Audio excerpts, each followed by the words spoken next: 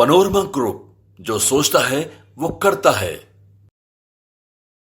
नमस्कार, भारत लाइव देख रहे हैं आप और ये खेल समझिए है जहां पर बाबा चर्चा करते हैं राजनीति गलियारे में हो रही खेल पर। देखिए, बिहार में एनडीए गठबंधन का सीट बंटवारा हो चुका है और अब तक हमने बता दिया है कि जदयू के कितने उम्मीदवार 16 लोकसभा सीट पर उतर रहे हैं। कल ही हमने आपको हर खबर विस्तृत ढंग से चर्चा करके बताया कि जदयू 16 लोकसभा क्षेत्रों पर अपने उम्मीदवार खड़े कर रही है, लेकिन 16 सीटों पर जदयू ने खड़ा तो कर दिया, उनकी विश्वसनीयता कितनी है जनता के बीच में? क्या वो नरेंद्र मोदी का प्रचार प्रसार करके उनको एक बार फिर से प्रधानमंत्री की गद्दी पर बैठा पाएंगे? ये भी एक बड़ा बहस का विषय है, क्योंकि नरेंद्र मोदी को इस बार 400 का आंकड़ा छूना है और इस 400 के आंकड़े में बिहार एनडीए में कुछ ऐसे प्रत्याशी हैं, कुछ ऐसे लोकसभा सीट हैं जिन सीटों पर भारतीय जनता पार्टी या फिर जदयू, इन दोनों दलों के जो सांसद हैं उनके प्रति एंटी इनकम्बेंसी जो है वो काम कर रही है, जिस वजह से थोड़ी सी मुश्किल हो रही है। तो आज खेल समझिए में इसी सब विषय पर चर्चा करेंगे बाबा के साथ कि नरेंद्र मोदी का सपना तीसरी बार क्या प्रधानमंत्री वो बन पाएंगे या फिर कुछ बड़ा खेल हो सकता है। चलिए बाबा से जुड़ते हैं, बातचीत करते हैं। बाबा, सीट बंटवारा तो हो गया, एनडीए के जदयू के प्रत्याशियों के नाम सामने आ गए, बची भारतीय जनता पार्टी। तो आज मुझे लगता है कि भारतीय जनता पार्टी के उम्मीदवार भी सामने आ जाएंगे। क्या लग रहा है कि वो जो उम्मीदवार आएंगे, फील्ड में जाएंगे, मोदी का प्रचार प्रसार करेंगे, जनता उन पर विश्वास करेगी? 40 लोकसभा सीट इस बार क्या बीजेपी जीत जाएगी या फिर आंकड़ा कम हो जाएगा? देखिए, अपने दावा तो यही है कि 40 जीत जाएंगे जी। वो खिलाड़ी जो लीग मैच का सारा मैच जीत जाता है, सारे मैच का विनर होता है जी। सेमीफाइनल भी जीत जाता है। फाइनल में ये जरूरी नहीं है कि वो जीत ही जाए जी। फाइनल में भी उसको उतना ही दमखम मेहनत लगाना पड़ेगा। इस आधार पर उसको विजेता घोषित नहीं किया सकता है कि बाकी सब मैच आप जीतते आ रहे हैं तो आप विजेता घोषित हो गए। आपको फाइनल मैच में अपने सामने वाले को हराना पड़ेगा। बिल्कुल बिल्कुल। और सियासत में भी यही होता है, जिस तरह से और खेलों में आप देखते हैं वैसे ही सियासत में भी है। आप सभी सेमीफाइनल जीतते चले आए, आप सारा लीग मैच जीत गए, लेकिन अंत में आपको फाइनल मैच में अपना प्रदर्शन दिखाना पड़ेगा, सामने वाले को हराना पड़ेगा। बिल्कुल। अब ऐसी स्थिति में जो बिहार की वर्तमान परिस्थिति बनी है वो लगातार आप देखिए कि ऐसे पलड़ा है, कभी इधर कभी इधर, कभी इधर कभी इधर हो रहा है। और इसके पीछे का कारण आप समझ रहे हैं क्या है? कॉन्फिडेंस और ओवर कॉन्फिडेंस। जी, ओवर कॉन्फिडेंस भी बहुत बड़ा चीज है। ओवर कॉन्फिडेंस इसलिए कि हम 2014 में बेहतर प्रदर्शन करके आए थे, हमारी सरकार केंद्र में बनी थी जी। हम 272 से बहुत ऊपर थे, हम लगभग 300 के आसपास एनडीए के तहत थे। इसके बाद 303 सीट तो हम अकेले दम पर 2019 में लाए थे। तो अब ऐसी स्थिति में आप एक बात तो समझ ही सकते हैं जी। कि पूरी की पूरी कहानी जो है वो घूमती हुई नजर आ रही है एक अलग तरह से जी। उस कहानी का सीधा सा मतलब यही है कि वो लेकर के आपको आ रही है उस टूर्नामेंट की तरफ, जिस टूर्नामेंट में आपको पार्टिसिपेट करना है, प्रदर्शन करना है, बेहतर टीम का प्लेयर चुनना है जी। टीम में कौन बेहतर खेल खेलेगा उसका चयन करना है। ये सारे सिस्टम्स को करने के बाद आपको कहीं ना कहीं मैच में जीतने तक की पहुंचना पड़ेगा। ये गारंटी नहीं कि आप जीत जाइएगा। हारने के लिए आज तक कोई टीम बोली है क्या कि हम हारते हैं? नहीं। वर्ल्ड कप में भी पिछली बार बिल्कुल लगा था कि मतलब इस बार इंडिया जीतेगा, लेकिन अंत में प्रतिद्वंदी ही ऐसा आ बिल्कुल किसी भी तरह का प्रतिद्वंदी हो, आप टीम ओवर कॉन्फिडेंस, बिल्कुल ओवर कॉन्फिडेंस कि भाई हम तो सबको एकदम पीछे चले आए हैं, अब मेरा क्या है, तो ये तो आसान है, हम जीत जाएंगे, आराम से जीत जाएंगे। और ऐसी धाराशाही टीम हुई कि कहीं का कुछ नहीं। इससे पहले भी लोकसभा के चुनाव हुए हैं, आजादी के बाद से लगातार होते रहे हैं और उन चुनावों में भी हार जीत होती रही है। दावा किसी ने भी किया हो, लेकिन उस दावे का अंतर क्या हुआ है आप देखे हैं? जब इंदिरा गांधी ऐसा मजबूत नेत्री हार गई, सड़क पर आ गई जी, तो फिर किसकी भी साथ है? यहाँ जनता मालिक होती है हुजूर। बिल्कुल। जो अभी वर्तमान परिस्थिति बनी है, उस परिस्थिति में मोदी तीसरी बार पीएम बनेंगे या नहीं, इस बात को लेकर के हम चर्चा इसलिए करने बैठे हैं कि जो सीट शेयरिंग का समझौता हुआ है उसके बाद दोनों खेमे में कहीं खुशी कहीं गम है। जी। अगर सीट शेयरिंग हो गया, सब कुछ हो गया तो ठीक है, अच्छी बात है। आप लोग एक साथ बैठ करके भोज कर लेना चाहिए था कि भाई हम लोग इतना बढ़िया काम कर लिया, आइए हम लोग मुंह मीठा करते हैं, भोज करके जश्न मनाते हैं। जी जी जी। जश्न मना, लेकिन एक जगह जश्न मना, चिराग पासवान के यहाँ। पटना से लेकर के दिल्ली तक और दिल्ली से लेकर के पूरे बिहार में जहां जहां चिराग पासवान का जनाधार है, हाजीपुर, वहां वहां लोगों ने अबीर गुलाल एक दूसरे को लगा करके और जश्न मनाया। लेकिन भाजपा ने जश्न नहीं मनाया। जश्न कहीं आपने देखा कि उपेंद्र कुशवाहा की टीम मना रही हो? वो तो मातम मना रही है। किसी का फोन कर लीजिए तो कोई बोलने को तैयार नहीं। उपेंद्र कुशवाहा खुद फोन बंद करके बैठे हुए हैं। आप पशुपति कुमार पारस को देख लिए, उनके यहाँ जितना मातम उतना तो किसी का नहीं हुआ। खैर उसके काबिल भी थे। सुनील सिंह बोलबे ना कर रहे हैं कि जस करनी तस भोग दाता, अंत काल क्यों पछताता, वो और बहुत सारा पारस पत्थर और क्या क्या बोल रहे हैं, वो तो बोल ही रहे हैं। लेकिन सबसे बड़ी बात यह है कि चिराग पासवान से लेकर के पशुपति कुमार पारस, पशुपति कुमार पारस से उपेंद्र कुशवाहा, उपेंद्र कुशवाहा से मुकेश सहनी, मुकेश सहनी से जीतन राम मांझी, ये सभी इस सीट शेयरिंग से खुश नहीं है। लेकिन एक आदमी खुश है, भाजपा भी अपने आप खुश है। भाजपा के लोगों ने कहा कि हम, जैसे चिराग पासवान ने एक बड़ा इंटेलेक्चुअल बात कहा कि जब गठबंधन होता है तो सीटों के समझौते में कुछ खोना और कुछ पाना पड़ता है, कुछ एक स्टेप पीछे होना पड़ता है तो एक स्टेप आगे होना पड़ता है। मुझे भी एक सीट छोड़नी पड़ी है, नीतीश जी को भी एक सीट छोड़नी पड़ी है। यानी आप समझिएगा इस बात को बड़ी बारीकी से। मुझे भी एक सीट छोड़नी पड़ी है, नीतीश जी को भी एक सीट छोड़नी पड़ी है। चाचा पर बोले कि नहीं नहीं, उनके लिए मेरा थोड़ा हमको अफसोस जरूर है। लेकिन भाजपा के बारे में उन्होंने क्या कहा कि भाजपा इस बार नहीं छोड़ी है। 2019 में तो आपने देखा समझौता करने के लिए, नीतीश जी का साथ रखने के लिए 5 अपनी जीती हुई सीट छोड़ दी। बहुत इंटेलेक्चुअल बात है। लेकिन बदली हुई इस परिस्थिति में 440, ये बड़ा कठिन लग रहा है। आंकड़े चाहे जो भी आ रहे हो, सर्वे रिपोर्ट जो भी बता रहे हो, लेकिन ये सारी परिस्थितियां एक तरफ इशारा जरूर कर रही हैं कि कुछ फैक्टर हैं जिस फैक्टर को लेकर के, जहां एक तरफ आपने देखा होगा कि कल ही आप खबर किए थे कि महागठबंधन में जो मीटिंग होने वाली थी, उस मीटिंग को कैंसिल करके तेजस्वी यादव बिहार चले आए हैं। और बिहार धीरे धीरे सबका आना जाना शुरू हो चुका है। उपेंद्र कुशवाहा बिहार पहुंच रहे हैं, पशुपति कुमार पारस बिहार पहुंच रहे हैं, आज पहुंच जाएंगे, मुकेश सहनी बिहार पहुंच रहे हैं, जीतन राम मांझी बिहार में हैं, और चिराग पासवान 2 दिन के बाद आएंगे। बिल्कुल, क्योंकि वो तो निश्चिंत है।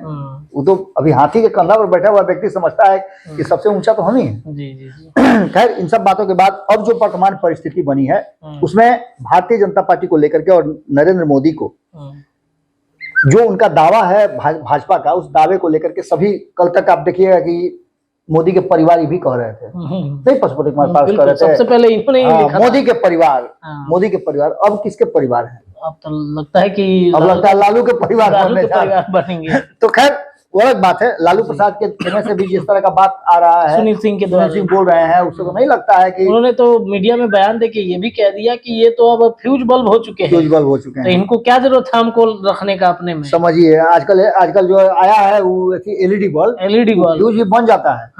टाका उका मार कर कैसे कैसे तो बन जाता है। जी जी जी। तो हो सकता है कि तेजस्वी यादव देख लिए हो वो भी कला, तो इसलिए उन्होंने ये भी कहा कि ये बात अगर हम बोल रहे व्यक्तिगत तौर पर, लेकिन लालू प्रसाद यादव तेजस्वी क्या फ्यूज बॉल को बाबा बचपन में हिला के हम लोग फिलामेंट जोड़ देते थे। हो सकता है कि जोड़ के कर दे ऐसे ही। ये बहुत बहुत मार्केबल बात है। उन्होंने सिर्फ इसको नेगेटिव एस्पेक्ट में नहीं देखना चाहिए, इसको पॉजिटिव एस्पेक्ट में भी आप देख सकते हैं। जैसे आपने कहा कैसे कहा फिलामेंट हिला करके फिर से जल जाता, और जल जाता था ना तो फिर हटवे नहीं करता था। नहीं था, बिल्कुल सब बॉल फ्यूज कर जाए, जो के तेज चल रहा है, उसका और बढ़ जाता, उसका और बढ़ जाता था। तो अभी जो वर्तमान परिस्थिति बनी है उसमें नीतीश कुमार कभी भी भरोसे के काबिल नहीं रहे।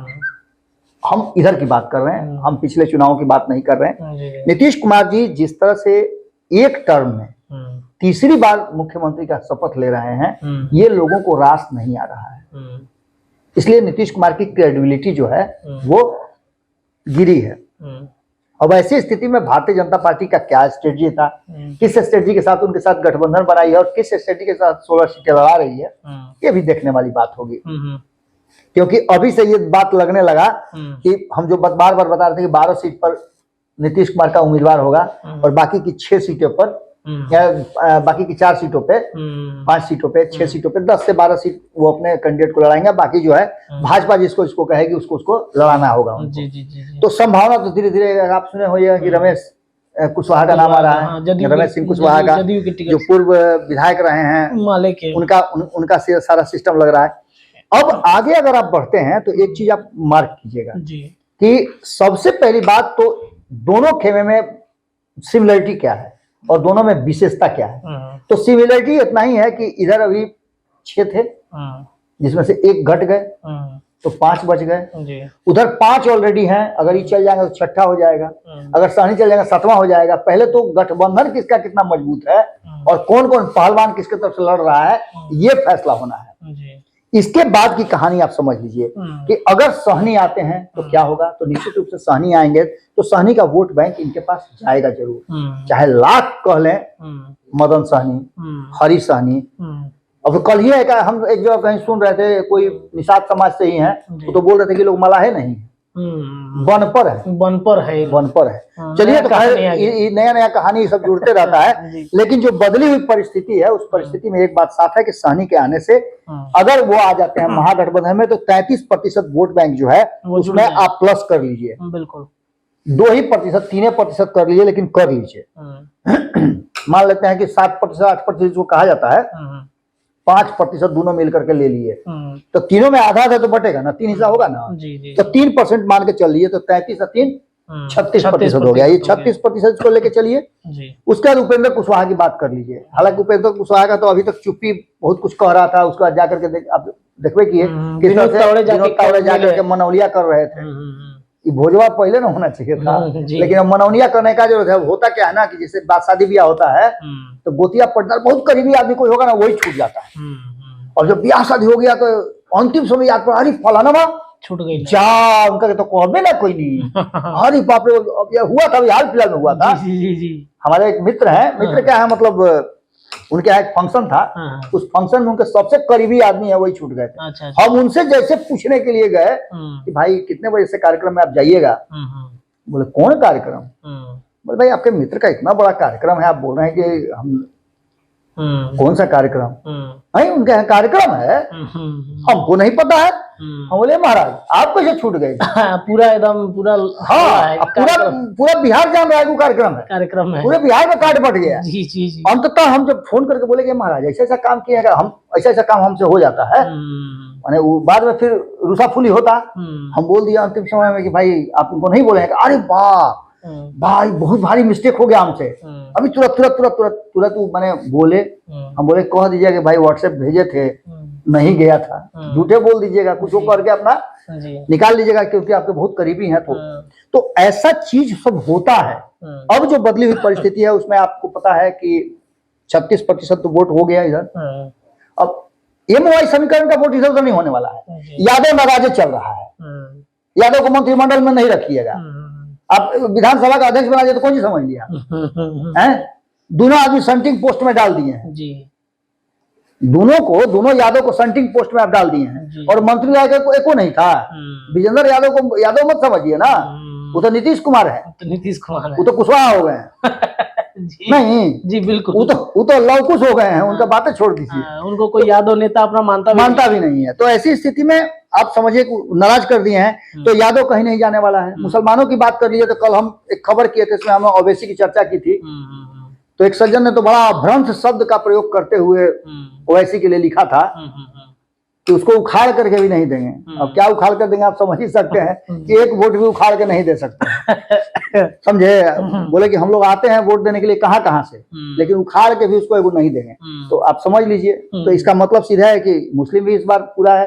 भाई तेजस्वी एक आइकॉन के रूप में सामने आ रहे हैं, युवा हैं, चिराग पासवान को आगे कर देते तो लड़ाई बराबर हो जाती, लेकिन आपने तो किया नहीं। आप तो फिर नीतीश कुमार को बैठा करके, पहले बरियात में होता था ना कि बूढ़ा आदमी को ले जाया जाता था, बिल्कुल नियम कानून। और उसके साथ साथ एक और बात होता है कि पहले जब शादी ब्याह होता था ना तो लड़का पक्ष और लड़की पक्ष जब निरीक्षण होने आता था, निरीक्षण के लिए आमंत्रण होने आता था, मतलब कि चलिए अगला विजय जो नहीं होता है, जो अब तो परंपरा ही नहीं है, अब तो जाइए ढकेलिए या चलिए नहीं, अब भी लाइन लगी है, मैंने प्रेम का भोज नहीं आ गया। अब जाइए, अभी भी हम कहीं जाते हैं ना तो हमको लाइन प्रभु हम नहीं आपके यहाँ भोज करेंगे, बहुत खुशी हुई कि आपका ये फंक्शन हुआ, लेकिन हम नहीं कर सकते हैं। स्टार्टर खाइए घर जाइए, बस लाइन में लगी है, लाइन लाइन लगी है। पहले था होता था क्या ना कि जैसे लड़का पक्ष जैसे पहुंचा सामियाना में या जलमासा में, तो लड़की पक्ष आया, पूरा इसी के साथ लोटा रख करके वहाँ अय्या मांगा जाता था कि आप हमारा निमंत्रण स्वीकार कीजिए और भोजन के लिए आइए। बिल्कुल बिल्कुल। अभी तो होता है। उसमें होता क्या, मैंने अभी भी हम लोग यहाँ परंपरा जीवित है ये, जी। लेकिन इस परंपरा के साथ साथ एक और परंपरा उससे जुड़ी हुई थी कि लड़की पक्ष लड़का पक्ष से प्रश्न पूछता था, कुछ उल्टा टाइप का प्रश्न, ऐसा उलझा हुआ प्रश्न पूछता था। कुछ लोकोक्ति होती थी, कुछ पंक्तियां होती थी, कुछ बुझौलिया होता था, ये पूछा जाता था और लड़का पक्ष उसका जवाब देता था। लड़की पक्ष ये जानता था कि जिनके यहाँ हम अपनी बेटी दे रहे हैं वो कितने बुद्धिमान है जी। तो इसकी जांच उससे होती थी कि ये गांव कितना बुद्धिमान है, इनके हित नाता कितना बुद्धिमान है, हमारी लड़की जा रही है तो वहां किस तरह से रहेगी। ये इसका एक मतलब उदाहरण था, कारण था, मतलब अंदर से एक तरीका है जी। ये तरीका है चेक करने का। पहले लड़की देखा कहाँ जाता था, लेकिन उसके लिए भी रास्ता था, अगुआ अगुआ को देख करके संतुष्ट करता था। अब बाद में कहीं गड़बड़ हो गया तो अगुए पिटाता था जी, अगुए पिटाता था। तो इसमें भी वही बात हुई है।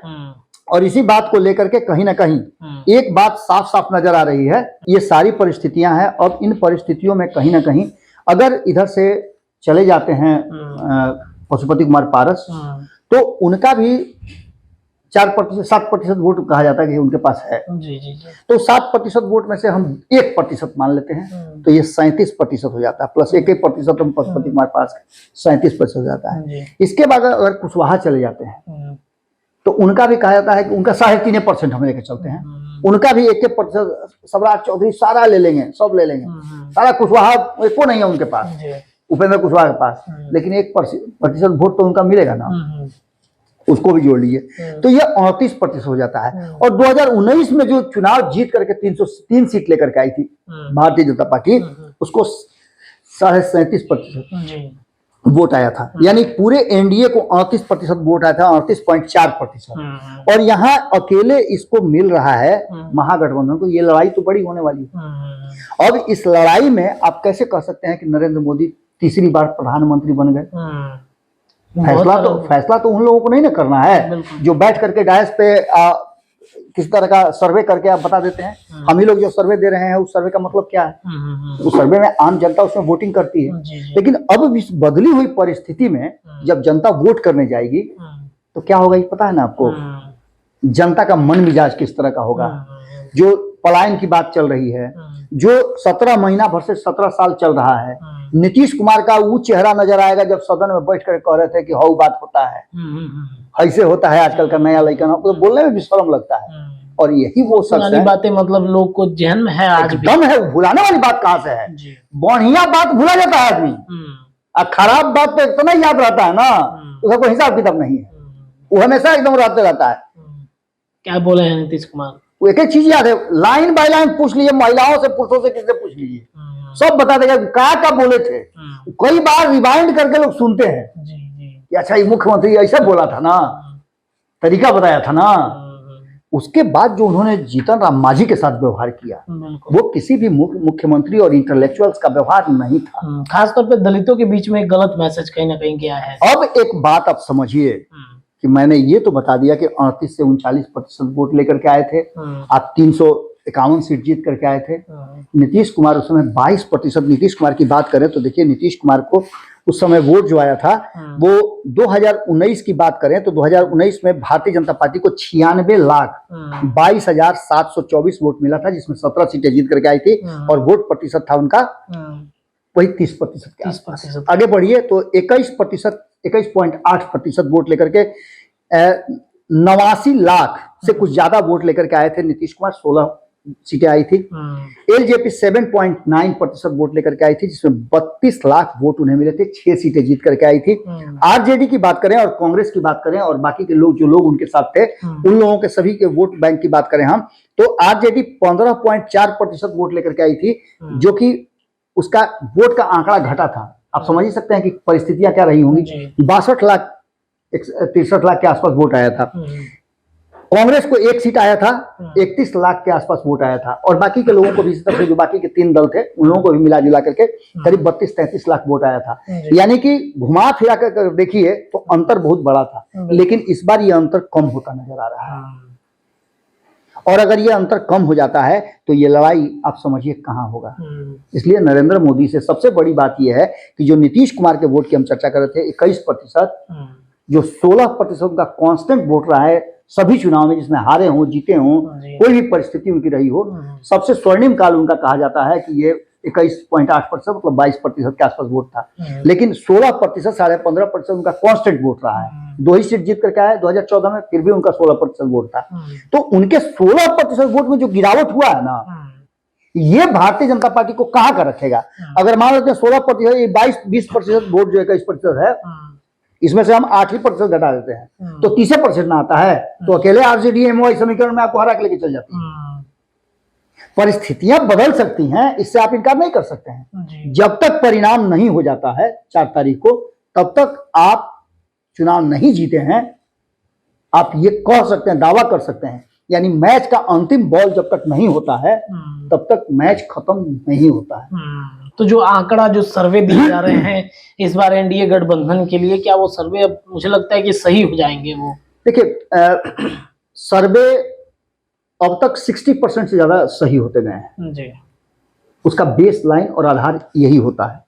पीछे क्या चल रहा है, अभी वर्तमान क्या है, वोटों का प्रतिशत क्या है, जनता का रुझान क्या है, बहुत सारे फैक्टर्स जोड़ करके पार्टियां कैसे सर्वे कर रही हैं, सर्वे निकालते हैं। लेकिन क्या आपको लगता है कि सर्वे रिपोर्ट के आधार पर जनता वोट करती है? क्या जनता के वोट करने का ट्रेंड कुछ अलग है। पिछली बार ये था, इसके बाद ये था, उसके बाद ये था। पहले था काला धन लाएगा, भ्रष्टाचार को खत्म करना है, फलाना को जेल में डालना है। कई को जेल में गया, 15-15 लाख आज भी इंतजार लोग कर रहे हैं। शंभू शिखर है, हाँ शंभू शिखर हैं, कवि हैं, बहुत से हाथ से कवि हैं। उन्होंने आज से 3-4 दिन पहले एक सभा में मैं था जिसमें वो बोल रहे थे कि मोदी जी को बार बार लोग क्यों जिता रहे हैं पता है, जब तक 15 लाख अकाउंट में नहीं आएगा तब तक जिताते रहेंगे। जी समझे। लेकिन ये बातें लोग अब समझ चुके हैं 10 साल में कि 15 लाख जुमला था। तो इसका मतलब आप समझ सकते हैं कि स्थिति तो आप पूरी तरह से ये नहीं कह सकते हैं कि हम चुनाव जीत रहे हैं और रिजल्ट आउट हो गया। एक बात का रिजल्ट हम लोग आउट कर देते हैं कि मोदी तीसरी बार नहीं बन रहे हैं। हम काहे बोल रहे हैं, तो ये आंकड़े बता रहे हैं। अगर ये आंकड़े हो जाते हैं, इसमें तो कोई दो राय नहीं है, जातीय जनगणना हो गई, उसी के आधार पर दूधू को आप राज्यसभा भेज रहे हैं, उसी के आधार पर भेज रहे हैं ना। तो आपको ख्वाब पूरा था कि अति पिछड़ा में से दूधू को भेज दो, 36% वोटवा नजर आ रहा था आपको। तो अगर आप ये सोच रहे हैं तो हम क्यों नहीं उस आंकड़े पर समीकरण बनाए। तो 33%, 32% वोट तो सीधे राजद को है। बाकी के लोग झाड़ बजाएंगे क्या? कांग्रेस का खाली कार्यकर्ता को जोड़ लीजिए तो हमको लगता है कि पूरे बिहार में 5 लाख वोट होगा खाली कार्यकर्ता का। तो ये जो 96 लाख वोटवा आया है, इसमें से 5 लाख घटा दीजिए तो 91 ही ना होगा, तो हारने का करीब पहुंच जाइएगा। ये कहीं से एक बात समझ लीजिए, हिम्मत खाली नहीं कर पा रहा है विपक्ष, पता नहीं किस कारण से डर रहा है। कहते तो है कि कौन कौन आईडी आई है, ईडी, सीबीआई, हाँ कौन कौन है, उस सबके चलते डर रहा है। चुनाव आयोग कहता है कि उन्हीं का है, सब कुछ उन्हीं का है। लेकिन कहीं ना कहीं एक परिवर्तन तो होता है ना। इंदिरा गांधी से सशक्त कौन था? बिल्कुल तानाशाह कहा जाता था, काला दिवस कहा जाता था, और इंदिरा गांधी हारी ना। तो हम ये नहीं कह रहे हैं कि नरेंद्र मोदी हार जाएंगे या जीत जाएंगे, हम कौन होते हैं। लेकिन जो आंकड़े बता रहे हैं उसमें साफ है कि अति उत्साह में भारतीय जनता पार्टी से जो गलतियां हुई हैं उसको सुधारने में वक्त लगेगा। तब तक वक्त है नहीं, क्योंकि चुनाव की घोषणा हो चुकी है और चुनावी प्रक्रिया शुरू हो चुकी है। चलिए देखिए, तो ये अंदर खाने की खेल है जो राजनीतिक गलियारे में इस वक्त चल रहा है। अगर प्रतिशत या फिर जो पिछले वोट है उन आंकड़ों को उठाकर देखा जाए, अगर कुछ आंकड़े इनमें से यानी एनडीए गठबंधन के जो वोट पिछले 2019 के लोकसभा चुनाव में पड़े थे उनमें से कुछ प्रतिशत अगर महागठबंधन के साथ जा सकते हैं तो ये बिहार और देश भर में एक बार फिर से जो 400 वाला आंकड़ा लगातार कहा जा रहा है भारतीय जनता पार्टी की तरफ से, वो आंकड़ा शायद 400 या 370, 375 से भी कम हो सकता है। खेल समझिए में इतना ही, लेकिन दिन भर की चर्चाएं लगातार भारत लाइव पर जारी रहेंगी। देखते रहिए हमारे चैनल। बहुत बहुत धन्यवाद। पनोरमा ग्रुप, जो सोचता है वो करता है। अगर ये वीडियो पसंद आई और वह बिहार के राजनीति और बिहारियत से सरोकार रखेनी तो सब्सक्राइब बटन दबा के चैनल के सब्सक्राइब कर ली। ओजे एगो घंटी बा, ओकरा बटन दबा देला से कुल सटीक और मारक खबर रुआ मुफ्त में मिल जाई। अगर रुआ पत्रकारिता के हमनी के नया प्रयोग में सहयोग कर चाहतानी तो ज्वाइन बटन दबा दी। पेटीएम नंबर नोट कर ली 9386816700। धन्यवाद।